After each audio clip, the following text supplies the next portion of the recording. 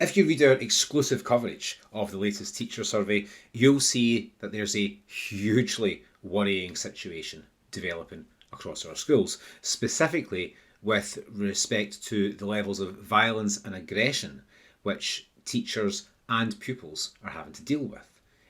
It looks from the data that's now available to us that these kind of situations are not just common in many schools, but particularly concerningly, are becoming increasingly common and increasingly serious. So we've got teachers who are, increasingly stressed and increasingly anxious. They're worried about going to work. There are teachers willing to report that they are fearful of working with specific students. They're fearful of violence and aggression from parents and from carers. It's leading to increased absence levels, and it's leading to more and more teachers reporting that they're considering leaving the profession altogether. And let's just be completely clear on that one. Scotland absolutely cannot afford for that to start happening. Now, all of this also has an absolutely enormous impact on students. The EIS is very clear about the fact as well that this impact on students kind of speaks to a lot of the underlying issues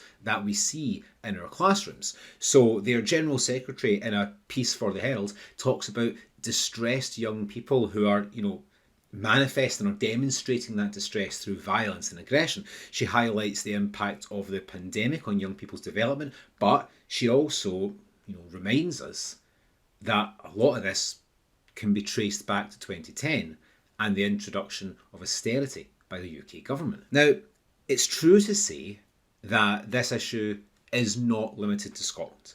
You can look at Wales, you can look at England, you can look at the USA, Australia, Brazil, the list goes on and on and on, where countries are finding that the behaviour of young people in schools, in classrooms, seems to have changed. And actually, it's not even really limited to education, because we know, for example, that what you might class as behaviour in healthcare settings and in retail settings has also gotten worse since the pandemic. On top of that, evidence is now emerging, including from a very recent report by NHS England, that there's been a major increase in the number of young people with actual mental health illnesses. And how could that not have an impact on schools and on teachers and in classrooms? Lots of things can be true at once, and none of that lets decision makers here in Scotland off the hook, or it certainly shouldn't let them off the hook.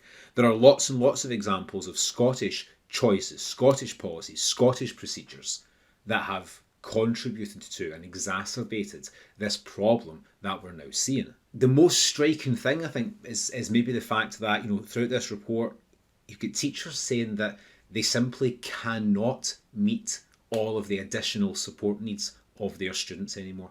That this has now become, for many, many teachers, simply an impossibility. Now, all that's magnified by, obviously, the presumption of mainstreaming, which has increased the amount of additional support needs that need to be catered for in a class. Better diagnosis than was the case in the past has contributed to that as well. But the major contribution, really, according to teachers, is that there's simply not enough resources. They don't have enough additional support needs support from specialist staff or even general support staff. We don't have enough teachers. We don't have small enough class sizes. All of that can also be added to concern over something called restorative justice, which is increasingly used in schools. And it's a bit different from how things were like when I was at school and probably when you were at school.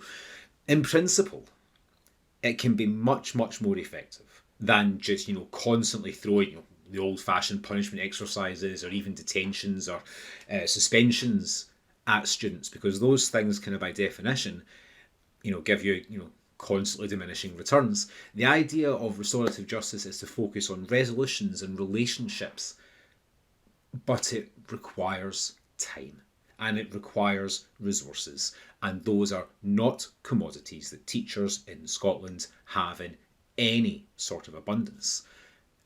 Because the government and councils don't prioritise that, don't prioritise those time and resources over what are, frankly, management concerns. So where does that take us now? You know, what next? Well, the EIS have offered a list of actions that could be taken. You know, they're not just sitting and saying, you know, everything's terrible. It's quite an extensive list, actually, of actions that could be taken at government, council, and school level. Now, obviously, you know, the government, councils are going to say that they are taking this issue very, very seriously. They are working very hard. There are lots of things already in place. The government will probably point to behaviour summits, things like that. The problem is quite simple. Teachers don't seem to agree.